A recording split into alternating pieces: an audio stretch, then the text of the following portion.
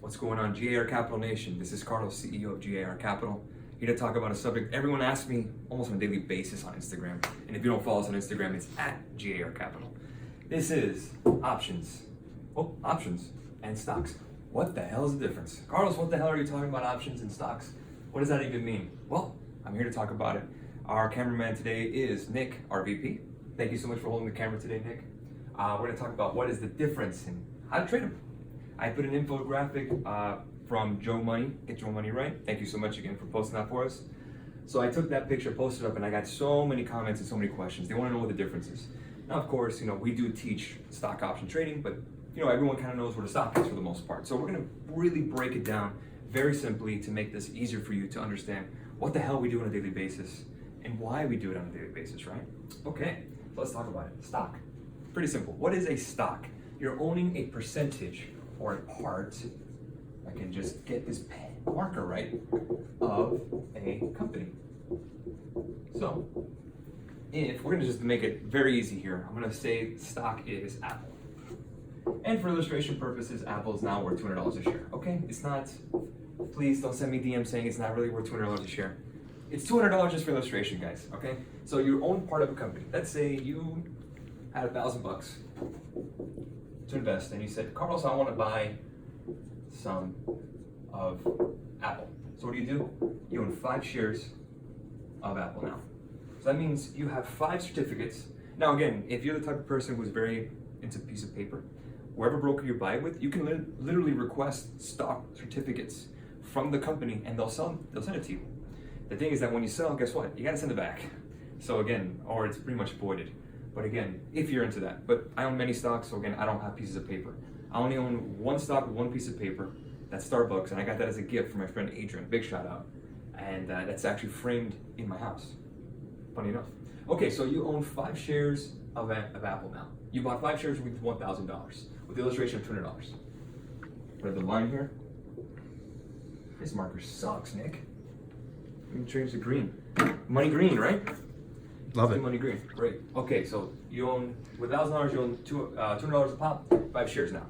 So that means with your 5 shares, you own 0.000001 of Apple, because Apple is basically worth about 900 billion right now. I think 800 billion just to do that.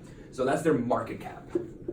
Now, what is market cap? Again, I'm just doing basics of the basics. Market cap is the number of shares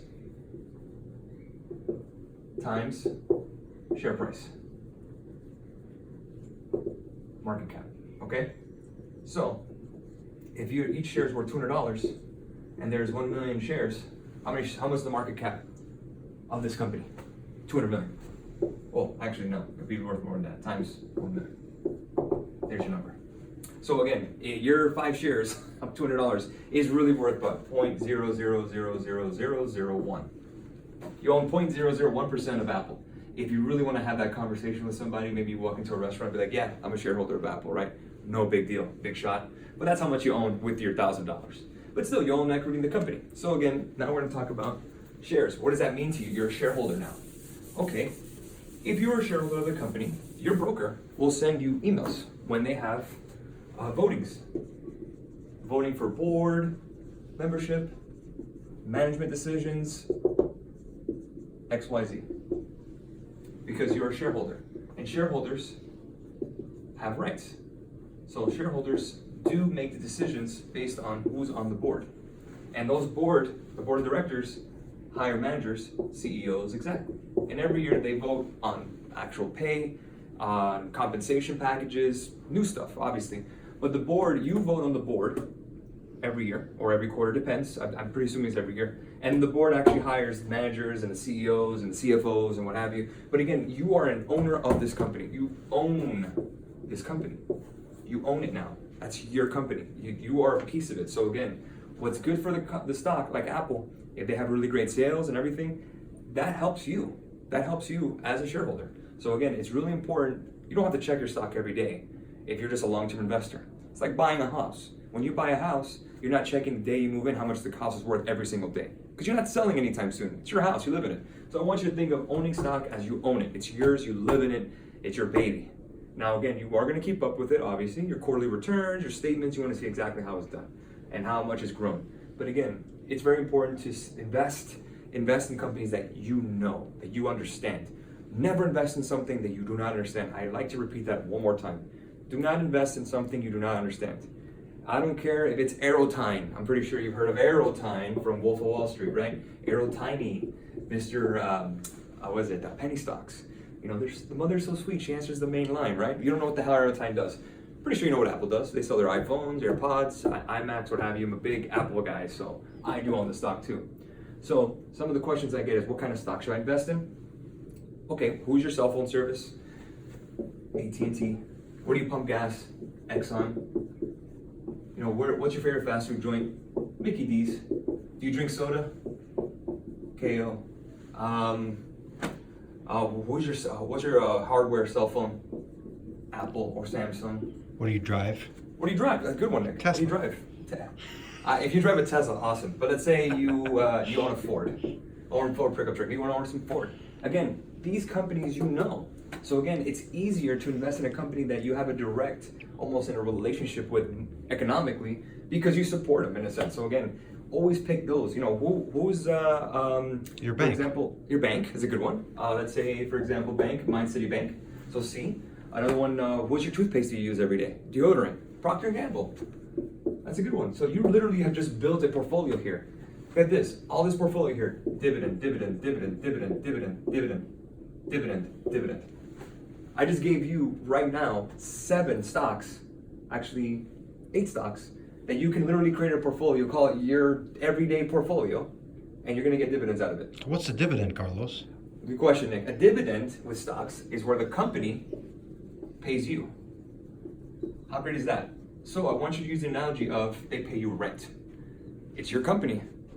They're paying you because you believe in them. So every quarter, and there's 4 quarters in a year, right? I hope. 4 quarters a year, they pay you money, depending on how many shares you own. Remember, you have your 5 shares? You have your 5 shares, oh my God, how great. Well, let's just say Apple pays 1.5%.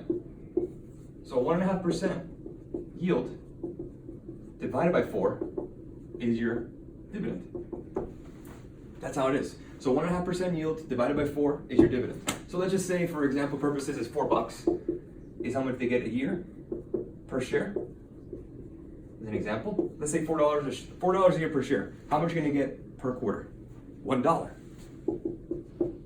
per share. If you own 5 shares of Apple, what's your dividend check going to be every month, every quarter?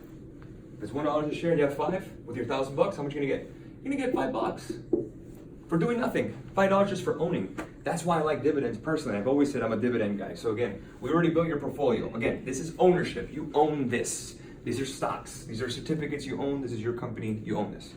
Now we're going to get into the meat and potatoes. You don't care about this stuff, right? Obviously, because you already know about stocks. I mean, you probably watch Mad Money, CNBC, Bloomberg, yada yada, or you read a couple of books. So what the hell, Carlos, are options? Great. Let's talk about it. Erase this on the top. This is going to be fun. Options. Okay.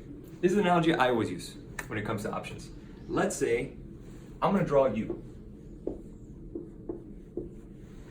That's not an accurate image of you. But again, it's an example. Illustration purposes. You have a house. And then you have the person there. And this is you. You know what? Actually, let's make it me. This handsome devil will be me. The capitalist. And this is you. Now work with me here. These are not exactly Picasso drawings, but again, work with me. So you're selling your house for $100,000 for sale. If you got in late, this is options. Right here, options. So this house is $100,000 for sale. That's you. Not accurate size. Your $100,000 for sale for this house. I come and walk and I say, hey Nick, how you doing? Nice house. And you say, oh thanks man, I like this house too. It's for sale. Oh, how much is it? Oh, it's $100,000. Oh really? Well, yeah, I like the house, but I'm not really sure yet. Okay, well, I go, you want to negotiate down? You start negotiating, start haggling, 80,000, 90,000. He's like, no man, firm 100,000. That's it. Get out of my property. Get off my lawn, they say.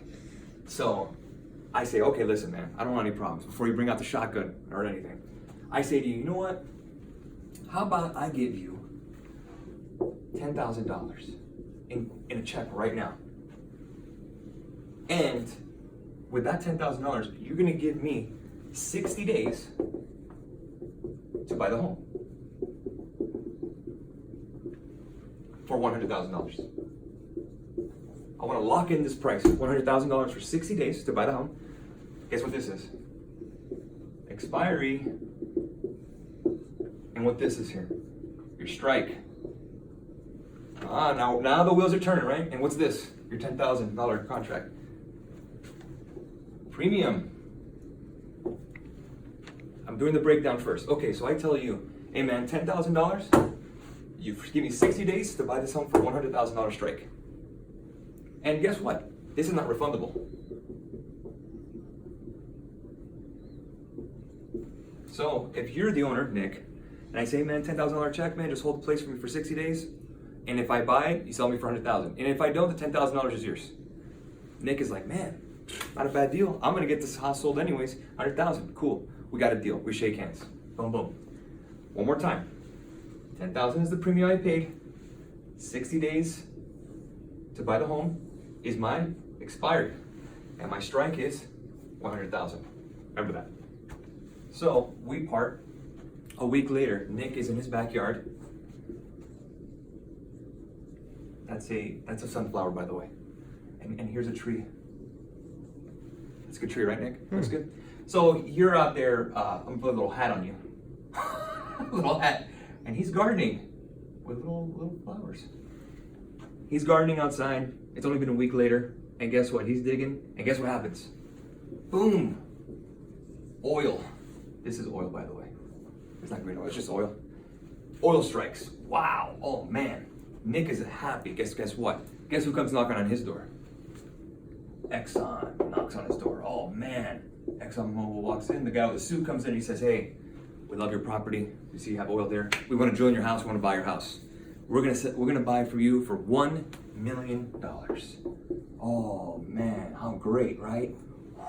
Nick is super pumped. $1 million, man, that's 10x the price I was gonna sell it for the house for. I didn't even get to sell it. How awesome is that? And guess what happens? I come in tomorrow and go, hi, how you doing, Nick? Well, I have this piece of paper that we have signed contract saying that you gave me 60 days to buy your home for $100,000. And Nick is like, no, man, what are you talking about? My house is worth $1 million now, man. ExxonMobil just give me the deal. Come on, man, let's work something together. And I say, Nick, I'm a capitalist, man. I'm all here for profit. I really don't want your house. I'm a speculator. So how about you and I make a deal? You give me $200,000 in a check, and we'll rip up this contract.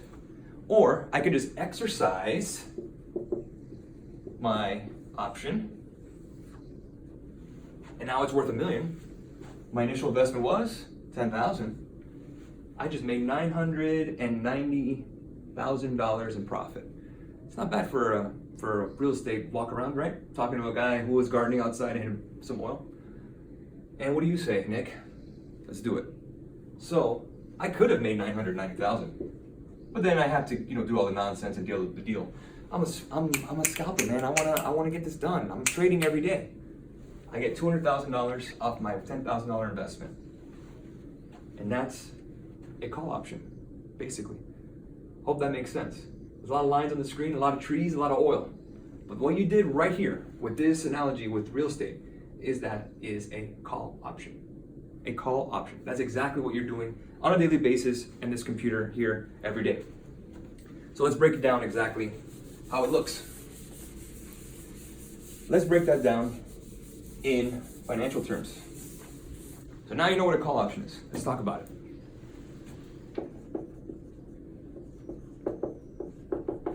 Okay, great. So we see the call options. First thing you want to do is you want to go ahead and see what stock you want to trade. So I tell a lot of people, just focus on a couple of names that you know that move. So the first thing we want to look at is always volume. Volume is key. And when it comes to volume, what do I always say, Nick? Volume is how many pizzas you sell if you're a pizza shop owner. And open interest is the amount of pizzas you make. What's more important if you're a shop owner? How many pizzas you make? Who cares? You can make $1 million. But how many you sell? Volume. Okay, so a call option. So for example, we send out a signal to our guys. We always say this: buy Apple. Again, we're using Apple as an example. April 5th, which is tomorrow, 200 calls, and at the price of, give me a number. $1. $1. Dewey Decimal System, easy. Basis of 10. Okay, so now we're gonna break this down. This may look like Chinese to you. You don't even know what the hell this means. Okay, pretty self-explanatory. We only buy options, even if it's puts. It's always buy, always buying. You're not selling, just buying. Apple is the ticker, right? Here's your expiry. Remember the expiry we talked about in the real estate deal? 60 days. Now we're doing weekly. 200 is your strike. Remember we talked about that with the real estate deal. What was the strike that we had? 100,000. Cost of what it was. The cost of the underlying asset, which is the stock. Calls, we're buying calls or puts, but again, it's calls here. Remember, we're doing call options now. And here's your premium. $1 premium. Which would be the 10,000. Right, the 10,000 in the real estate deal. So let's break down premium. Let's go ahead and break down each one. So Apple ticker, we know what a ticker is. You know, it's the symbol for every stock. So we're gonna do pretty easy ones. ExxonMobil, and you'll memorize these the more you trade. XOM. It's funny, the way you're into the Wall Street and you start trading, you're gonna start looking at companies as symbols. AT&T is T, Verizon is VZ, Tesla is Tesla, TSLA, Facebook is Facebook, and so on and so forth. And if you don't know, all you do is type in on Google the stock name, the name of the company name, symbol, and you'll start knowing. And trust me, you'll do it so many times you'll know. It'll become second nature to you. So there you go. That's your symbols. Or tickers. We call it symbols, but it's really tickers. Okay, so that's our ticker. Next one, expiry. Breaking this down. Going quickly. Expiry. Expiration date of option exercising. Okay, this is the absolute day, the last day this contract is up. So after April 5th, and if it doesn't break 200, nothing happens. If this, let's say this Apple trade dies, let's say it goes to 150, 180, and you're not in the money meaning that the ticker or the stock broke above on a call, the strike, or below on a put. Remember that. Okay, strike is here, right? 200 is the level we want to break, but I'm going to break it down a little further in a second. So expire, remember, expiration date. So now you have weeklies and quarterlies, and you have monthlies. So again, we do same week. It's just a lot easier because you get more volume. Remember, we're trading, we're not investing. Options, write this down so you don't forget. Options is trading, and stocks, investing. Do not confuse these. I don't want you to trade stocks, and I don't want you to invest in options. Completely different thing. Stocks is investing, options are trading. Stocks, I'm long term. Stocks, I'm married. I have one night stands with my options. Hope that stays. This is G-rated, by the way, Nick. All right, we're trying to be nice. Okay, back to the strike price. Okay, so a lot of people say, well, what if it doesn't go above the strike? Well, again, I'm gonna go back to volume. The main thing we're doing here, guys, is we want to create demand. We want to find something that people want. We want to sell this thing. So if we buy it at $1, our goal, let's say if you want to hit 40%, will be that the price goes to $1.40. That's what we want. And I'm going to jump in just for a second to the premium. This is $1. When you say it's $1, always, always, always premium times 100 equals X. So premium, dollar, times 100 is how much? X equals $100. That's the cost of your premium.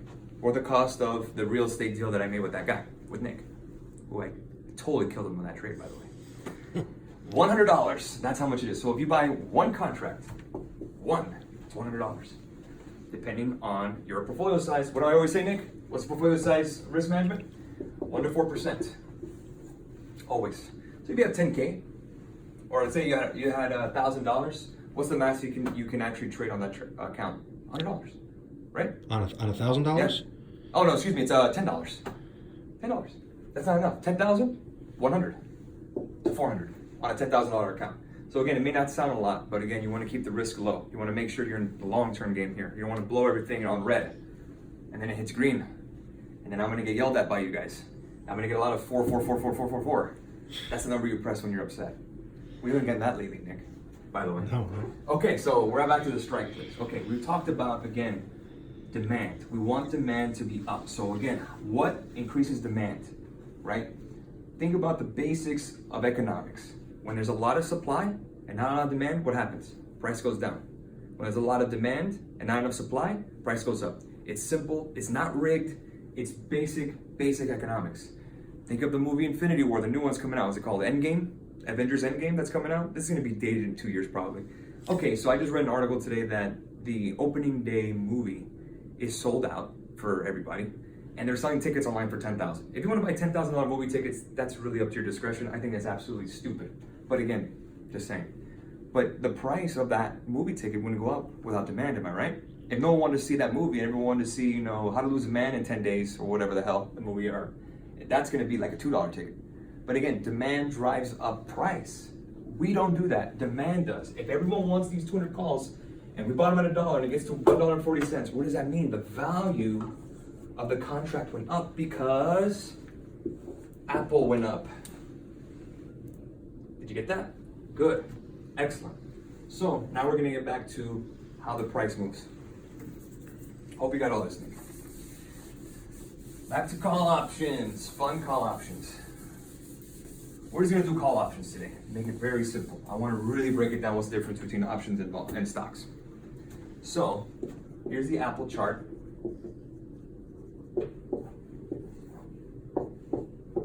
Uh, 210, and here's 160. And today is what, April 4th, April 2, April 5th, whatever. Here's a chart, linear chart, right? So we're about 170, a little bit of a dip right here. So looking at this, put a couple lines there to have some fun. $200 is the level that we want to break. Right here, we're going to say this is our support. Short-term support. This is a 1 hour chart as an example. Our level here was our alert level. We had a little break here. This is the level that we wanted to break. We wanted to say, hey, if we break this level with volume, we're going to see if we can buy some. So we actually bought it right here. Right there. We bought the April 5th 200 calls at $1. So that's where this chart of Apple is. So 200 is the level right here. Right now, let's just say this is 195. So we need $5 more on the strike, on the stock itself to actually go up. So we're right here, and you bought it, and you're hovering a little bit, and you're freaking out. It goes down a little bit, but then we get some really great news on Apple. Apple created some ear headphones that get radio, HD radio, Spotify on it. Whatever, it doesn't matter. Or an iMac that's 3D. Whatever. And then it bounces on great news. We're back above. Now, this price, since it went up, now it's probably worth $1.10. Great. If it went up $1.10, how much is your profit so far? 10%. But you're smarter than that. You're a great trader. You've been watching the podcast, you've been watching the YouTube channels, you've been watching the Instagram lives, and you already know that 40% is our money maker. So, break above that, boom, a little higher. Now we're got to 197. Now it's at $1.25. What is that level? 25%. Now we're going. And we're right below 199. And now we're at $1.40. So what do you do here? $1.40, 40% is a level. We take profits. And then we do the runner strategy, which I explained in the teaching. So I'm not going to explain it here, it's a little longer. So we did not break the 200 level. But Carlos, I thought you only made money if you break above the strike. Strike is above the current value. We call that in the money.